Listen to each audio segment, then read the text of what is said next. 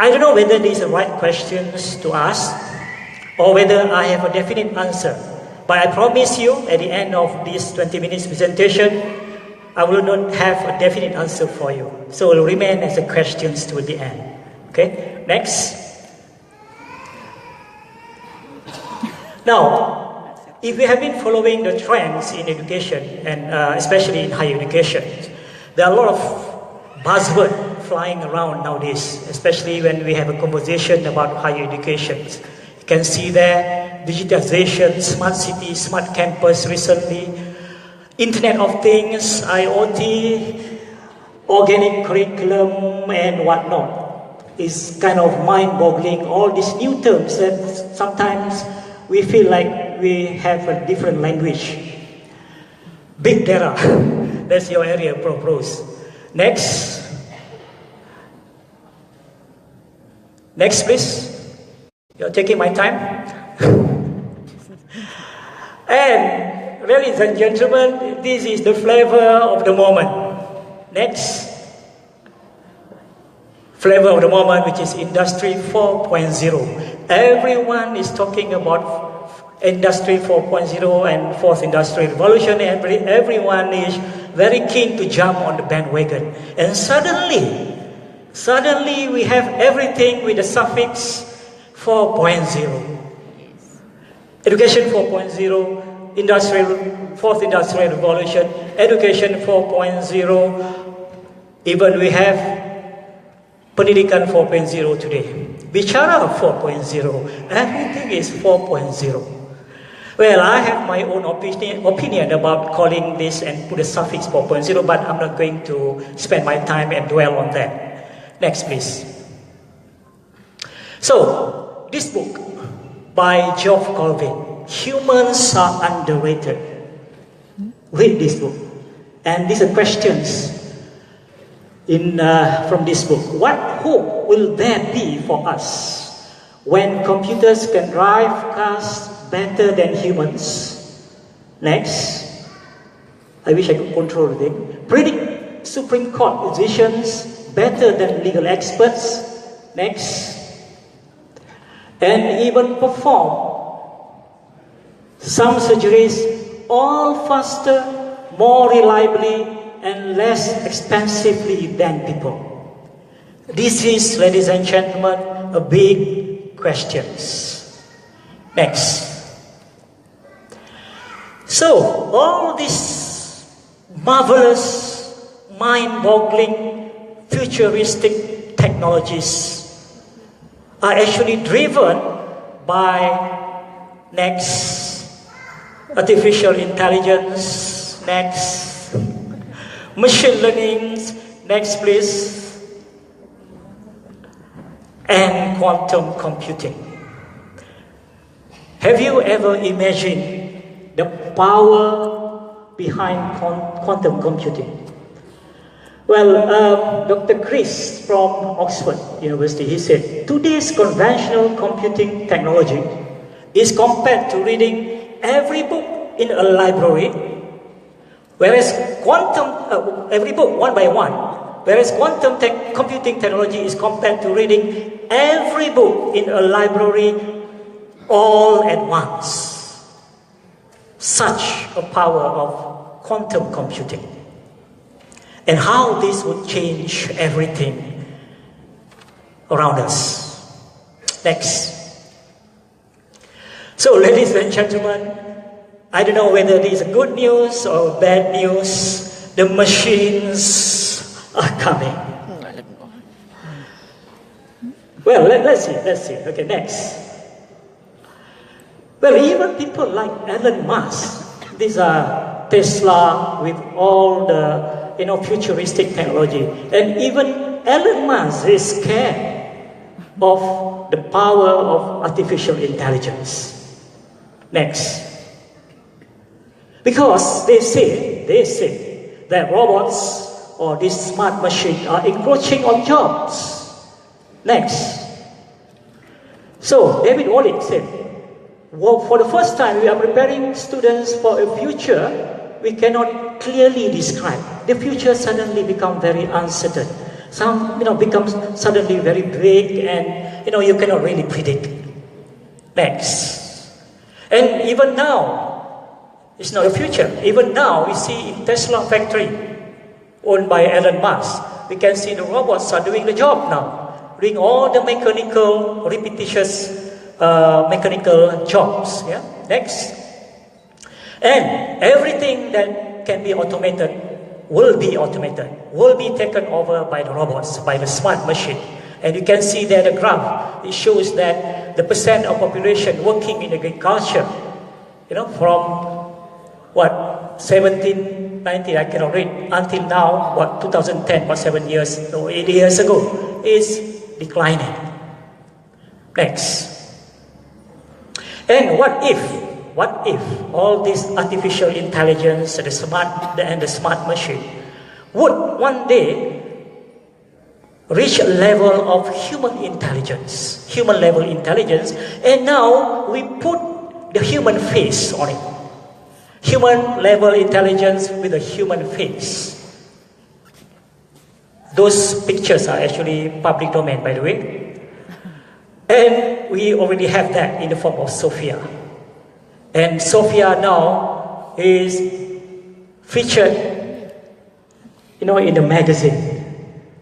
This is the model of the future, okay? The supermodel of the future, if you like.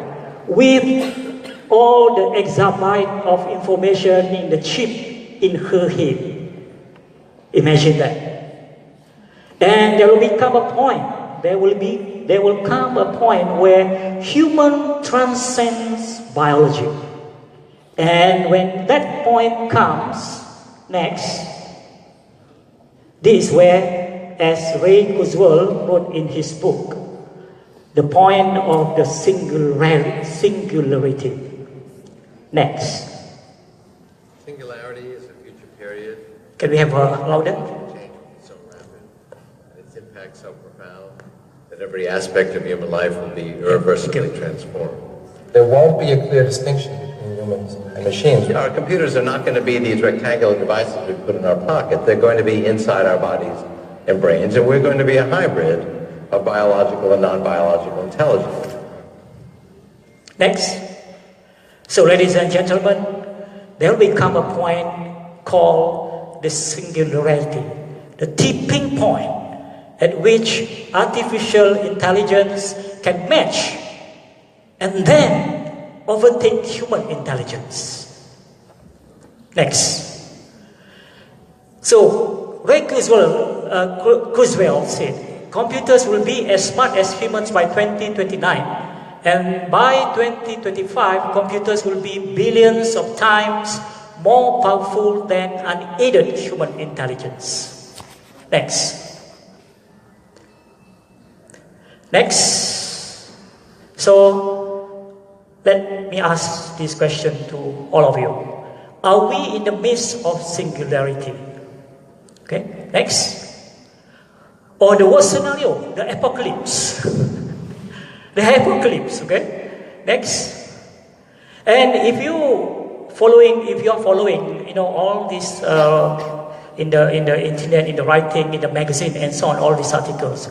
So we can read this article like, from time, are computers already smarter than humans? Next. Robots will outnumber humans in 30 years. Next.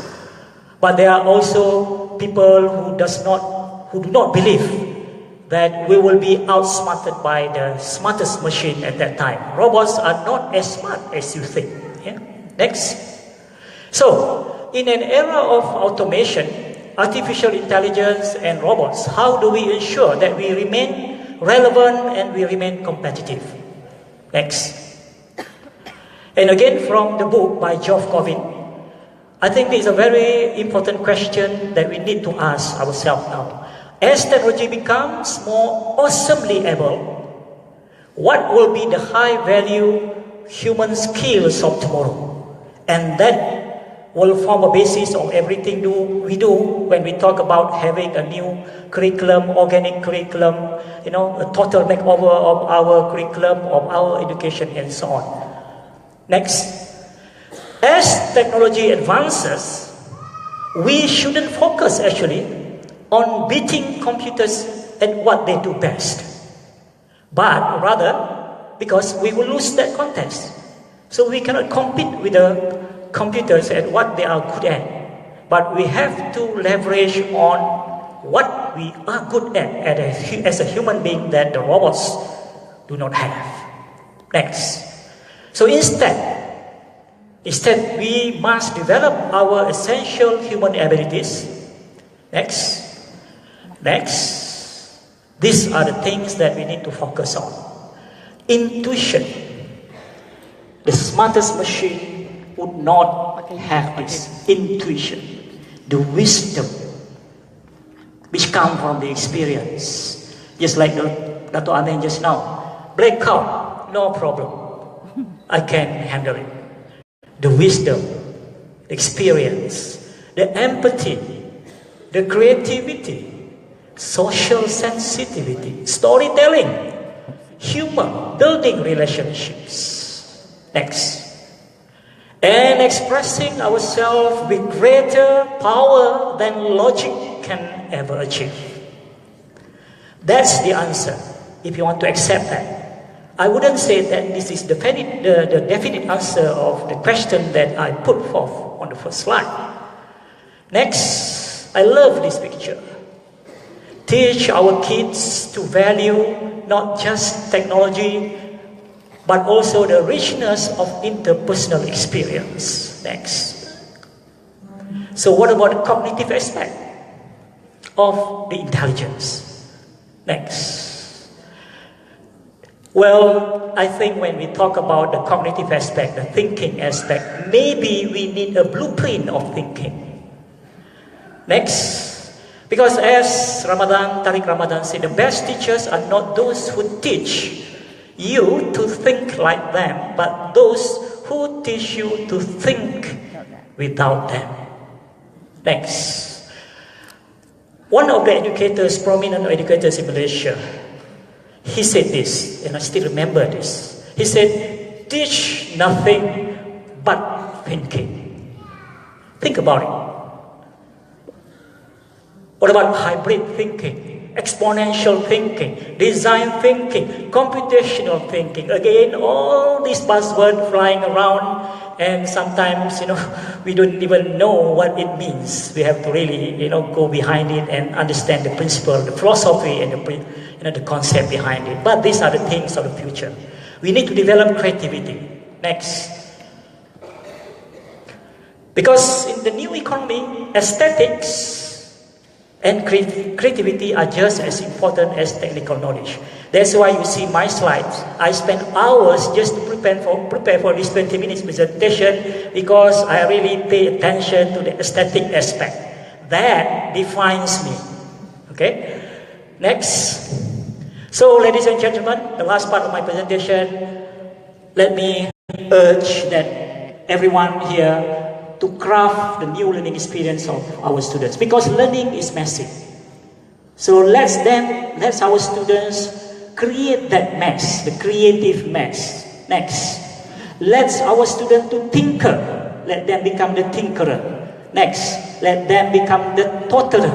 And next, push toward the edges of what is possible.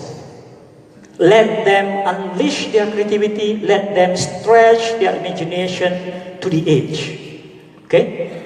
Because as Sugana Mitra said, it's not about making learning happen, but it's about letting it happen. Next. Perhaps in the future, we will have a forest school, like, learning in the great outdoors, as you can see here. Next.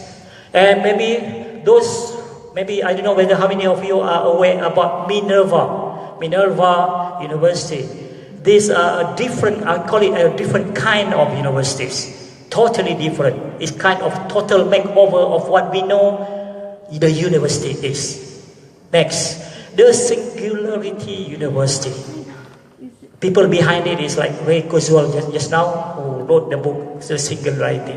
Maybe you want to check it out and read what and how are the approach that they use totally different from what we have in our university now. Next, so ladies and gentlemen, to outsmart the smartest machine maybe this is what we need to do to nurture the future generation. Next. We want our students now to become the inventor, the innovator, creative entrepreneur, change maker, game changer, groundbreakers, social innovator, and global citizen, people who have the global outlook, the global mindset, have the worldview. Next. So, one thing is certain, children come back to school every day because they like their teacher. They feel love and they are recognized for their efforts. That's something only humans can do. Next. If you go back 500 years, not much happened in a century. Now a lot happens in 6 months. Technology feeds on itself and it gets faster and faster. In about 40 years, the pace of change is going to be so astonishingly quick that you won't be able to follow it unless you enhance your own intelligence by merging with the intelligent technology we're creating. So that's such a profound transformation that we've borrowed this metaphor from physics and call that a singularity. Next is the last slide. Well, the last 3 slides. I like to end this presentation by using this quote. Some people worry that artificial intelligence will make us feel inferior. But when anybody in his right mind should have